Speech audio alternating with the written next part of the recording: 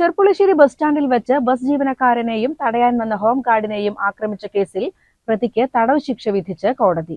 2021 August 26-ന് Cherpulassery bus സ്റ്റാൻഡിലായിരുന്നു കേസിനാസ്പദമായ സംഭവം നടന്നത്. നിലമ്പൂർ അമരമ്പലം തോട്ടക്കര സ്വദേശി മുതുകുർശി വീട്ടിൽ മുഹമ്മദ് ജസീലിനെയാണ് Ottapalam additional district and sessions judge CG Ghosha ശിക്ഷിച്ചത്. 19 മാസം തടവും 6500 രൂപ പിഴയുമാണ് പ്രതിക്ക് ലഭിച്ച ശിക്ഷ.